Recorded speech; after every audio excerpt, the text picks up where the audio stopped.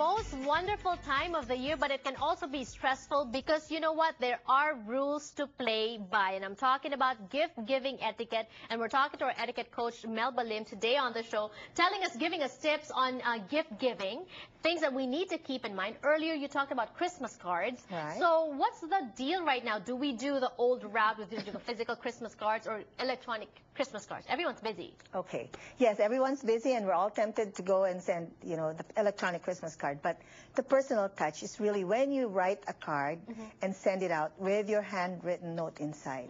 You can choose to buy cards, box cards. You can have those with your family pictures on it. If you do send that, make sure that you write a note in the back. Right. Okay, it's not enough to say Merry Christmas from, the Santos family or the Smith family. Write a note on the back. So it's not just the most wonderful time of the year, it's also the busiest time of the year because there's so many things to consider. Aside from that, there are parties to go to. Right. Let's talk about that. But let's divide it into two, yung personal parties, family and friends, and corporate parties. Let's first talk about personal parties. When we go to a party of family and friends, what do we need to keep in mind? All right. So here we are, and there's lots of parties to go to this season, right? And let's pretend that we're going to somebody's home. Okay. Okay, you were invited for a 6:30 event. Don't ring the doorbell at 6 o'clock. No. That's really stressful. Or even 6:15. You know what? The last 15 minutes, they're still rushing around, trying to put things in order. Or maybe the hostess is still, decking herself up. Yes. And it's so stressful to hear that doorbell ring before you were expected Actually, there. So do you go a little bit later?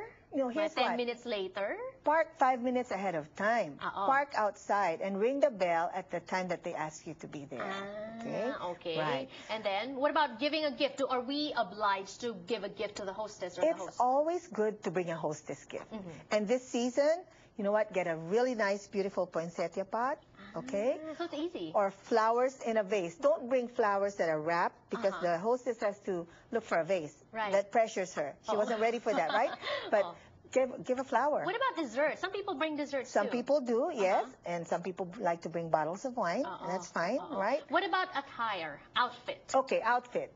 It's the glitter season, right? Okay, it's okay to be overdressed because you can always remove a layer or two and be in sync with everybody there. If you're underdressed, there's nothing you can add to what you're wearing, and then suddenly you realize, oh, everybody's all decked up. Right. And I came in really looking so plain. Yeah, right? but paano if you're just wearing, like you said, glitter season, uso ngayon yung mga beaded and sequined and all that. It's okay. That's fine. So upstage the hostess. What if the hostess was a little underdressed? Well, her invitation will also tell you what kind of party it is.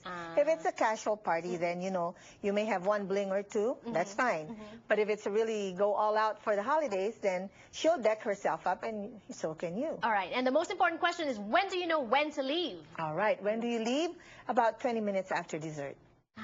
Okay? Okay. If this was a sit-down dinner, 20 minutes after dessert. If it's a really casual dinner where everybody wants to hang around and there's no work the next day, then the hostess will let you know. Paano kung may karaoke? Katulad tayong mga Filipinos. Okay lang yun. That means everybody's welcome to stay till whenever. All right. Okay. What about corporate parties? Now, office parties, are you going to a client's office party?